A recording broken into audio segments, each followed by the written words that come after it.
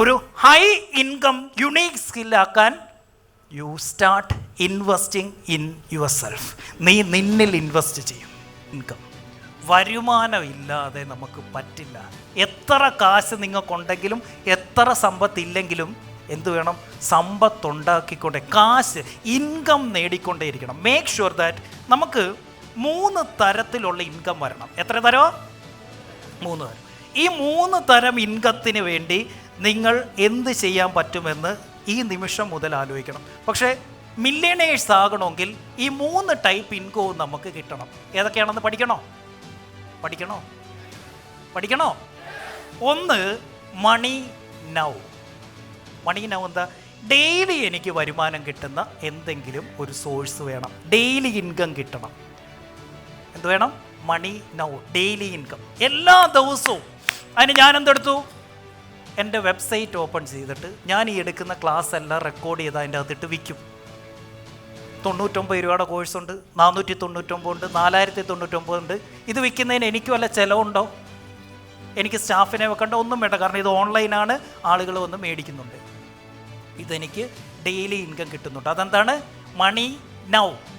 Kings club ഓരോ മാസം ഇത്ര പേരെ വെച്ചിട്ട് ഒരു ബാച്ച് ഞാൻ എടുക്കും. ഒരു ബാച്ചിന് ഇത്ര പേരെ എടുക്കത്തുള്ളൂ. അപ്പോൾ എന്തായി? എല്ലാ മാസവും എനിക്ക് മണി മന്ത്ലി. മണി നൗ ഉണ്ട്, മണി മന്ത്ലി. അപ്പോൾ എല്ലാ ദിവസവും കാശ് കിട്ടണം. ഇതുകൂടാതെ എല്ലാ മാസവും റെക്കറിങ് റവന്യൂ എന്ന് പറയും. വീണ്ടും വീണ്ടും വീണ്ടും പൈസ കിട്ടാൻ എന്ത് ചെയ്യണം? മണി നൗ, എല്ലാ ദിവസവും ഇൻകം. മണി മന്ത്ലി, റെക്കറിങ്, എല്ലാ മാസവും ഇൻകം.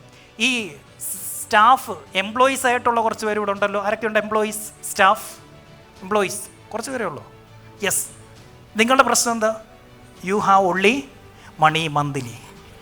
മാസത്തിൽ ഒരു ഇൻകം, അത്രയേ ഉള്ളൂ. പക്ഷേ നീ എന്ത് ചെയ്യണം? ഇൻസെൻറ്റീവ് പോലുള്ള പരിപാടിയൊക്കെ ഉണ്ടല്ലോ കമ്പനിക്കകത്ത്, അത് നേടാൻ നോക്കണം. അപ്പോൾ അതെന്താണ്?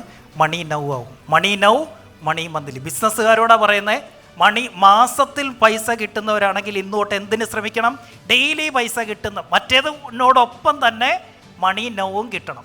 അപ്പോൾ എന്ത് വേണം? Money now, money monthly. 3ാമത്തെ സോഴ്സ് ഓഫ് ഇൻകം ആണ് money in the future. Money in the future. ഫ്യൂച്ചറിൽ പൈസ കിട്ടാൻ ഇന്നേ നമ്മൾ പരിപാടി ഒപ്പിക്കണം. ഇപ്പം ഞാൻ എൻ്റെ എക്സാമ്പിൾ പറയാം.